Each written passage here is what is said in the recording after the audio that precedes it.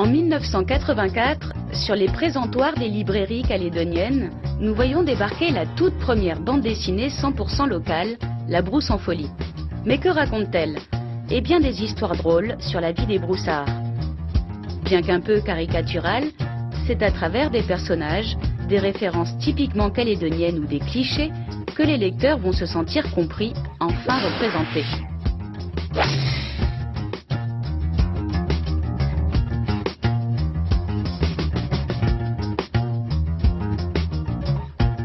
Derrière ses traits de crayon et ses épopées caldoches se cache l'auteur Bernard Berger.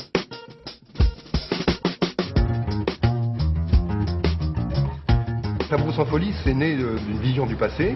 J'ai pris tout le monde que j'avais pour faire court à mes oncles et tout ça. Ma petite tribu, quoi, en fait. Hein. Et là, je les ai mis en images, en caricaturant, en choses comme ça. Et tout ça guidé par un principe qui était important. C'était... je lisais beaucoup, j'avais lu quand même sur les Corses, sur les Bretons, etc. Des choses, mais c'est toujours, même sur l'histoire de France, une espèce de fierté qu'on cherchait, c'est-à-dire à se rendre vraiment glorieux. Et j'ai dit, je vais commencer autrement, moi. Pour trouver qui on est, on va commencer par être humble. Et donc, je vais me moquer d'abord de moi, de nous, et peut-être que quand on aura fini de se moquer de nous, on saura qui on est. Et c'est parti, l'idée est partie comme ça. Bonne idée. Le succès est immédiat, plus de 2000 exemplaires sont vendus pour ce premier numéro. La force de l'écriture de Berger est que l'histoire de La Brousse en folie se déroule principalement dans une commune imaginaire de la Nouvelle-Calédonie, à Oucantiemban. Il y a surtout les habitants du village, où comme dans la vraie vie, les ethnies sont variées et représentatives du Caillou. Alors pour ceux qui ne parlent pas trop le langage local, donc où on tient bon, c'est-à-dire où on habite, quand on engage ici, c'est... Tu tiens bon où, toi? Tu tiens bon... Ben, moi, je tiens bon à Nouméa, ou je tiens bon ici. Donc, où qu'on tient bon, c'est là où j'habite. Voilà. Le décor est planté. Passons maintenant aux personnages principaux. On compte tout d'abord Tonton Marcel, un caldoche, éleveur, vêtu de son short, sa chemise à fleurs, son Stetson sur la tête et les claquettes aux pieds. Marcel est un ronchon au cœur tendre. Son mauvais caractère pourrait s'apparenter à celui de Donald Duck ou au personnage que campait Louis de Funès dans ses films. Il est marié à Mimine et père de 2 enfants, Fifis et Cacounette. Il y a ensuite Dédé, un canaque rondouillé, plutôt calme, très décontracté et philosophe. Il est marié à Joséphine et père d'Adrien et Dorothée. C'est l'un des 2 meilleurs amis de Tonton Marcel avec Tatane. Lui représente la communauté asiatique, travailleur et vendeur. Il est marié à Mandarine et père de Kevin et Tétine. Les 3 compères partagent ensemble les coups de chasse, les coups de pêche, les coups de gueule et boivent des coups, beaucoup de coups. Enfin, la représentativité ne serait pas complète sans un 4e personnage récurrent, Joinville. C'est l'archétype du métropolitain fonctionnaire, un 5-5 aux oreilles, comme on dit chez nous. Il sait tout sur tout, même le nom scientifique des choses. Il est l'époux de Madame Joinville et père de sa fille, Capucine. Chaque histoire sort directement de l'imaginaire de Bernard Berger, mais il y a cependant quelques épisodes, personnages ou situations très largement inspirés de la vie de l'auteur.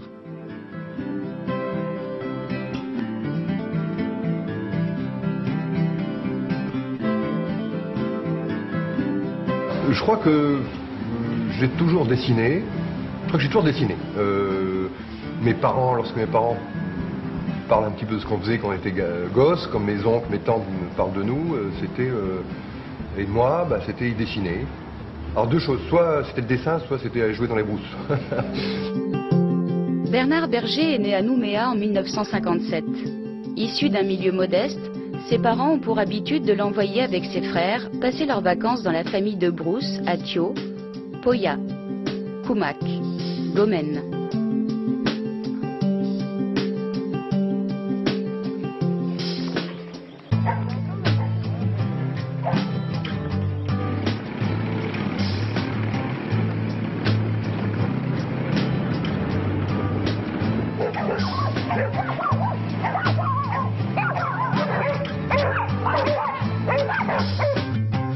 souviens de lui quand il venait ici de peut-être 5 ans. Et il faisait déjà, il commençait à gribouiller sa BD. Hein. Mais moi, je ne savais pas ce qu'il faisait car il le cachait. Il ne voulait pas que je voie ce qu'il dessinait. Et quand il m'a fait voir un soir ce qu'il avait dessiné, la page qu'il avait dessinée dans la journée, moi, je n'ai rien compris. Sur le coup, je me suis demandé où il allait avec ça. Et c'est sa mère qui m'a expliqué. Et puis après, j'ai très bien compris. Et puis, et j'en ai beaucoup ri par la suite. Allez, viens.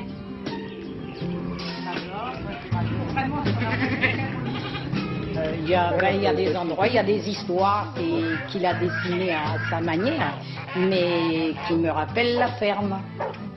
Mais il a aussi beaucoup d'autres choses qu'il a dessinées parce qu'il allait chez un oncle et les deux étaient un peu mélangés. Tonton Marcel, c'est ça. Il adorait son oncle et puis je crois qu'il adorait vraiment son oncle et il a fait beaucoup de choses là-dessus.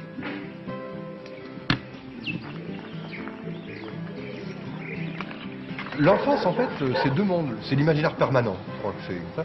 Et puis, c'est le rapport aux adultes, puisqu'on est commandé, c'est les exemples, les adultes, forcément. Donc, la brousse en folie, c'est un rapport avec le monde adulte de l'époque, mais ensuite, dont je faisais partie quand j'ai commencé la brousse en folie. Mais c'est le monde de l'imaginaire aussi. Et là, ça a été pour moi un déclic extraordinaire quand j'ai commencé la brousse en folie. C'est vrai que j'ai fait une école d'art qui demande beaucoup de créativité. J'ai toujours travaillé la créativité.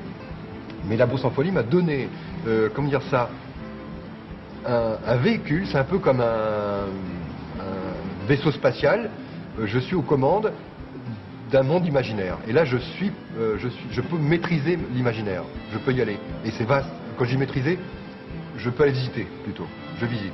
On maîtrise des chemins dans l'imaginaire, mais on y va. Alors, on découvre des trucs.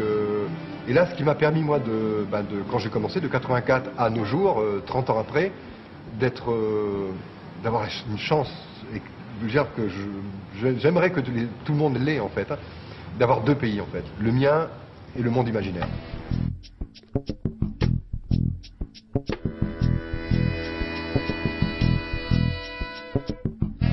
En 30 ans, la brousse en folie a fait des petits. Les publications se multiplient, elles sont de plus en plus fréquentes. Les ventes locales de la BD égalisent ou détrônent les ventes des best-sellers, toutes catégories confondues. Mieux encore, le lectorat se fidélise et s'agrandit. Tu vois, finalement, j'ai eu une vie très intéressante si on regarde bien. Moi, j'aime les choses simples. Par exemple, j'aime la mer. Ben, j'ai le lagon.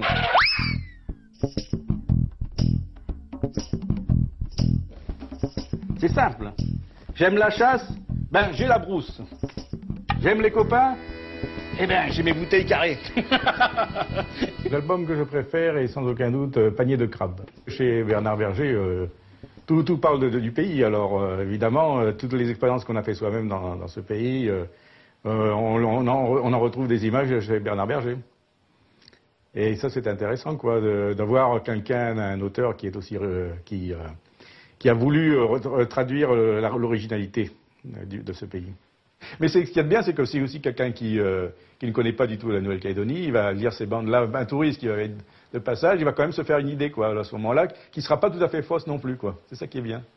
Rien que par la caricature, aussi par l'humour. Dans Marcel, il y a un de nous aussi, non? C'est le vieux Caldoche, mais c'est le vieux Canac.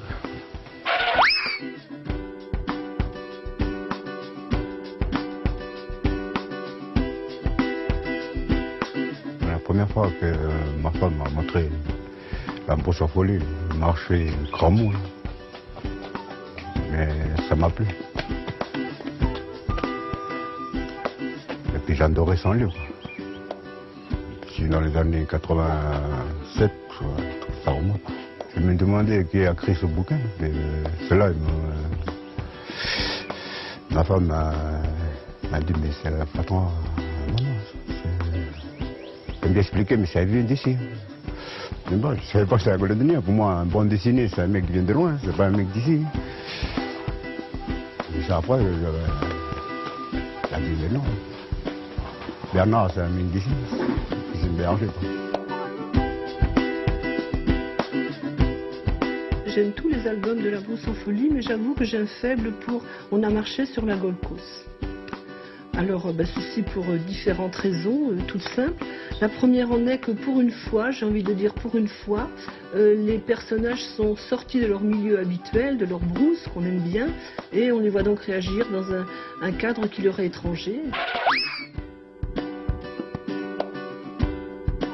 Nous étions collègues, lui et moi, au lycée La Pérouse. Il était professeur d'art plastique et moi professeur de français. Un jour, nous étions salle des professeurs et j'ai eu envie de dire quelque chose à Bernard, quelque chose qui me brûlait les lèvres depuis un certain temps. Je lui dis, écoute Bernard, j'adore ce que tu fais. Vraiment, il y a un humour, c'est plein de qualités. Mais si je peux me permettre de te dire, il y a quelques fautes d'orthographe dans tes magazines, dans tes livres, et je serais tout à fait prête, si tu le souhaites, à en corriger quelques-unes, si tu réédites d'autres livres, etc., si tu en fais d'autres.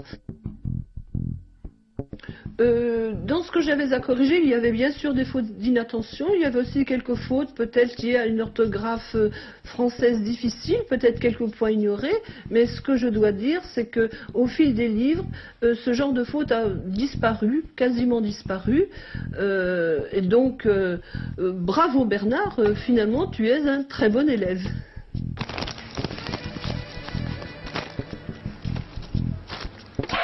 Bonjour madame, ça vaut pas cher madame. Alors le personnage que j'aime c'est Tatane bien sûr, parce que bon il est asiatique déjà, et comment dire, d'ailleurs beaucoup de commerçants sont asiatiques, ils vendent de tout. Alors prenez un exemple dans mon magasin, je suis très imaginatif pour satisfaire mes clients. Et comme lui en fait, je fais jamais de remise, mais je fais que des super promos. Mon personnage préféré est le personnage de Tonton Marcel parce que il est comment ça s'appelle, il est décrit par Bernard Berger avec plein de détails qui sont à mon avis assez proches de la réalité concernant le broussard calédonien. Et Longin, il est vert ton moteur. Et nous voilà bloqués au milieu du lagon avec la nuit qui tombe. Bim, bam, boum. Alors il essaye de réparer son moteur. Forcément, avec un vieux clou pareil, comment tu peux m'expliquer que tu continues à faire avancer ta plaque avec ce machin préhistorique? Alors c'est son moteur qui est complètement foutu. À cause de lui, on va encore passer la nuit à se cailler en mer. Et toi, tu dis quoi? C'est lui qui me donne la directive dans la bande dessinée. Il faut faire voilà, la pêche au poisson, au crabe, un coup de buvette, un coup de... Voilà, c'est toujours un coup de chasse, c'est toujours Tonton Marcel. Ben, Tonton Marcel, on se retrouve dedans. J'ai un coup de chasse à claquer avec les copains. Un coup de chasse, mais le congélateur est damné de cerf. Quel rapport entre un coup de chasse et des cerfs? Les coups de chasse, c'est seulement pour avoir la paix. La paix, quelle paix? La paix de ne pas déplacer l'armoire, c'est ça, monsieur le pacifiste a peur de déplacer une malheureuse armoire. Belle onginge. Alors finalement, comme les femmes ont toujours raison dans ces bandes dessinées, il part avec l'armoire, il part à la chasse avec l'armoire finalement. J'aime bien tous les personnages, mais je me sens peut-être un petit peu plus proche de Mimine. Alors là encore, pour plusieurs raisons. Mais d'abord, c'est une femme comme moi, une mère de famille comme moi. Ensuite, c'est une cuisinière, une bonne cuisinière. Je pense à 2 épisodes à propos de Mimine et de la cuisine. Par exemple, quand son mari elle demande à son mari d'aller chercher des piments, enfin des piments au fond du jardin, et comme il pleut, tonton Marcel a l'idée de génie de dire finalement j'avais prévu de t'emmener au restaurant, comme ça il évite la pluie. Donc c'est bien Mimine la cuisinière. Et puis un autre épisode qui montre bien que tonton Marcel il peut être assez macho. Elle se casse le dos, Mimine, et donc son mari se demande comment elle va pouvoir faire la cuisine, en particulier le curry de grisette.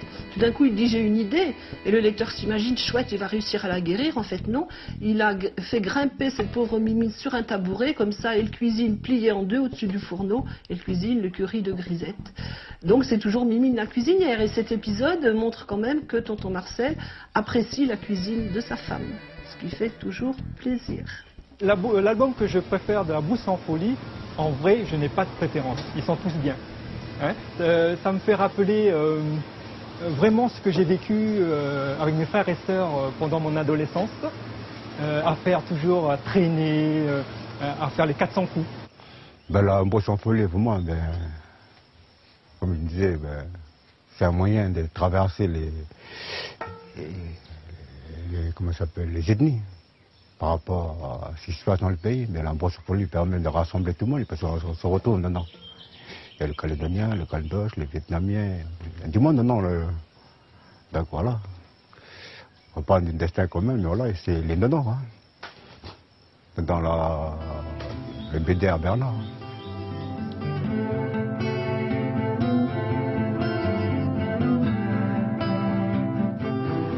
La BD marche bien parce que il y a ce côté familial dedans, je crois. Il y a un côté, on se reconnaît, c'est de l'humour. Le véhicule, donc la bande dessinée, est un moyen populaire aussi.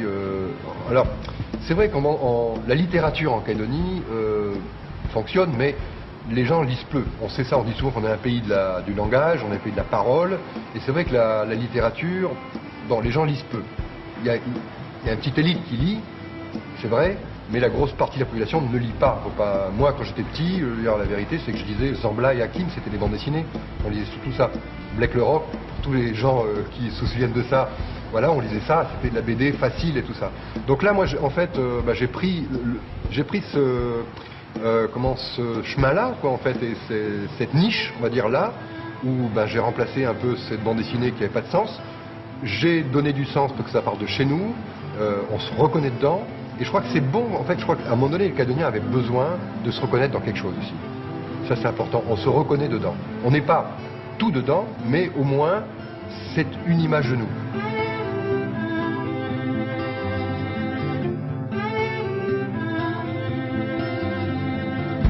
Une chose est sûre, Tonton Marcel est à la Calédonie ce que Tintin est à la Belgique et Astérix à la France. Il fait partie de notre patrimoine.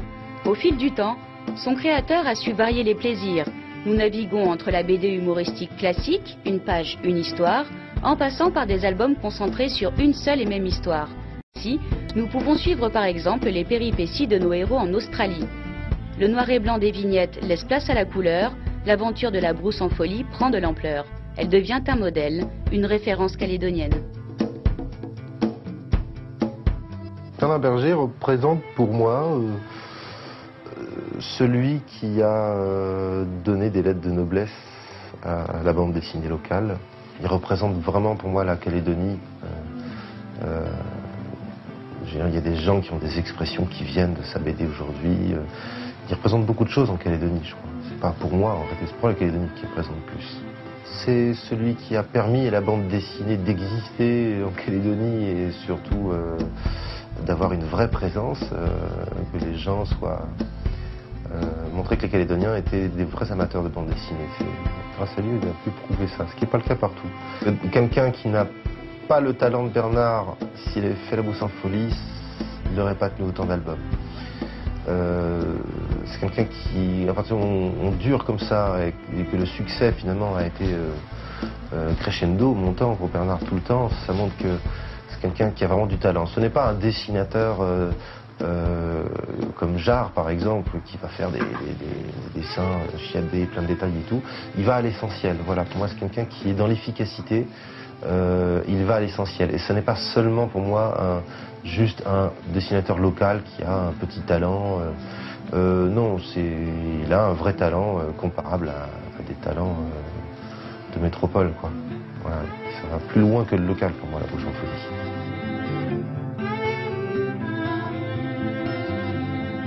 En plus des 24 tomes, il existe aussi un numéro inédit, le Petit Marcel illustré, une des meilleures ventes. Avec cet ouvrage, le vocabulaire, la faune, la flore et même l'histoire calédonienne n'ont plus de secret pour son lecteur. Au bout de quelques années, je me dis tiens, ce serait bien que j'ouvre un petit peu les possibilités en prenant un autre support que la seule bande dessinée en histoire. Et ma femme m'a dit mais tu sais qu'il y a une chose, c'est qu'il y a des gens qui ne comprennent pas forcément. On a des lettres des fois ou sur internet, on ne comprend pas tout. C'est bien mais c'est écrit en langue un peu spéciale. Elle m'a dit mais fais un dictionnaire, fais un dictionnaire, fais un dictionnaire. Bon ok, je vais faire un dictionnaire, pourquoi pas, mais comment faire un dictionnaire?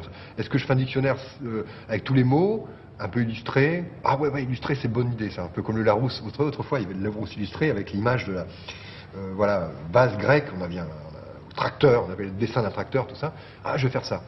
Puis j'ai commencé ça, puis après je dis oui, mais il y a des choses, des fois je suis obligé d'expliquer. Massomonet. mon dawa. Bon, je peux mettre, ça veut dire mon chéri, mon lapin, etc. Mais c'est quoi un dawa? Pour quelqu'un qui ne connaît pas, si la personne ne comprend pas, c'est qu'il faut expliquer ce que c'est un dawa, un poisson, comme il est, etc. Oui, mais un dawa, c'est un poisson, mais les autres poissons, il y a le salmonet, poisson, etc., les picots, les machins, etc. Et du coup, j'ai commencé comme ça à faire des pages sur les poissons, à faire des pages sur les oiseaux, sur les cerfs, les cochons sauvages, les machins, etc. Et puis après, c'est devenu quasiment une encyclopédie. C'est parti au départ d'une petite idée, et l'idée, après, c'est devenu en fait la Calédonie vue à travers les yeux de la Brousse en Folie, quoi, un petit peu, hein, comme ça. Et c'est devenu un gros livre. Et alors, quand on a sorti le livre, on s'est dit, mais bon sang de bonsoir, les clients habituels, ce qu'ils veulent, c'est de la bande dessinée, quoi, en fait. Là, il y a plein de textes dedans. Bon, alors justement, à qui ça s'adresse ce livre? Je veux dire, les dictionnaires, les gens d'ici connaissent. Les textes, ils vont rire, mais est-ce que le public plus large, le fameux public mondial, va s'y intéresser? Le premier jour, j'attends. En fait, comment on le sait? On diffuse, on distribue, puis on attend après une semaine pour savoir si c'est bien vendu. Je crois que le lendemain, les librairies appelaient déjà pour dire on n'en a plus, il en faut encore, comme ça. Là, ça a été c'était le gros succès, alors que ce n'est pas une bande dessinée. Il y a beaucoup d'images, effectivement. Comme quoi, les Calédoniens peuvent lire, savent lire, aiment lire, peut-être à condition qu'on s'adresse avec respect à eux. C'est-à-dire, en fait, on ne dit pas forcément, on ne parle pas forcément de choses qui ne les intéressent pas, mais on reste en communion avec eux, voilà. Et je crois que ce bouquin correspond un peu à une communion avec les lecteurs. J'ai toujours pensé que Bernard Berger était un peu un idéaliste, un peu. Donc, il essaye, à travers ses bandes dessinées, de faire passer son idéal d'un pays où les gens s'entendraient bien, seraient bons copains, tout se passerait bien, quoi, pour dans le meilleur des mondes. Quelqu'un, voilà, le même, faut pas l'oublier, quoi. Je fais partie des grands hommes, des grands politiciens, des grands... Voilà, Bernard fait partie de ces hommes-là. C'est tout à fait normal qu'on va parler de Bernard.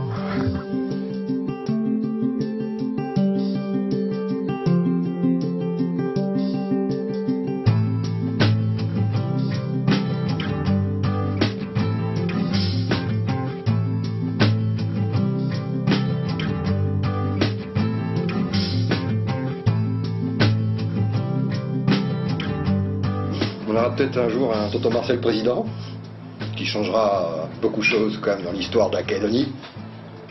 Et donc il a un slogan, Yes, we can net.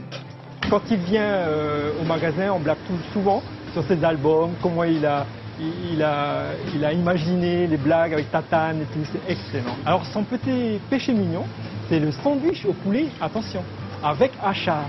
Quelque chose que j'aime beaucoup chez Bernard Berger, vous allez comprendre ce que je veux dire, c'est que souvent on essaie de faire rire couramment avec des blagues d'ordre sexuel. Or, Bernard ne tombe jamais dans cette facilité. Pourquoi est-ce que je dis ça? Parce que lorsque les hommes sont en goguette, excepté Joinville bien sûr, lorsqu'ils sont en goguette à Sydney, ils arrivent dans un bar de travestis et ils pensent avoir séduit des femmes, ils filment et puis finalement on se moque bien d'eux parce qu'il s'avère que la fameuse femme que Dédé avait sur ses genoux, c'était un travesti. Donc on fait rire sur ce thème-là, mais je vous le dis, toujours sans vulgarité. Et je trouve que cette absence de blagues un peu faciles sur la sexualité, eh bien ça donne à l'ensemble de la Brousse en Folie de la classe, de la tenue. Pour les 30 ans de la Brousse en Folie, alors qui a 30 ans réellement? Tonton Marcel, Tatane? Ah oui, message, je veux dire à la caméra, le message pour Bernard Berger. Alors écoute-moi bien Bernard, tu mens, tu n'as pas 30 ans, je le sais. Tonton Marcel non plus, quel âge il a Tonton Marcel, je ne sais pas. En tout cas oui, 30 ans, je pense que c'est jeune, puis j'espère que ça va continuer encore longtemps pour toi, quoi. Et qu'il y aura encore plein d'autres albums. Et moi je me souviens en tout cas des 7 ans de la Brousse en Folie, j'ai connu les 5 ans de la Brousse en Folie. Bernard Berger, tu sais, j'ai beaucoup aimé tes dessins. Et je suis bien content que tu aies trouvé ta voie dans la bande dessinée, parce que tel que je te connaissais à l'école, tu ne pensais qu'à ça, faire des dessins.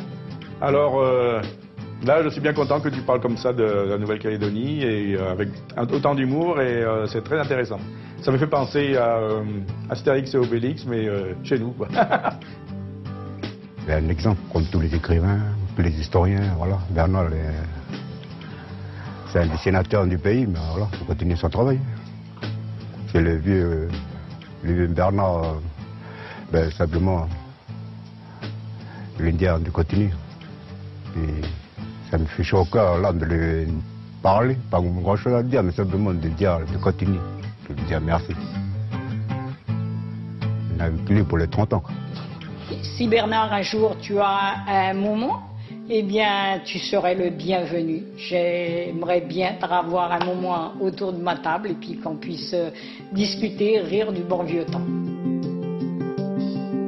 En attendant avec impatience la suite de ses aventures, sache, cher Brousse en folie, que nous soyons caldoches, canaques, asiatiques ou oreilles, nous te souhaitons longue vie et surtout un fin bon anniversaire.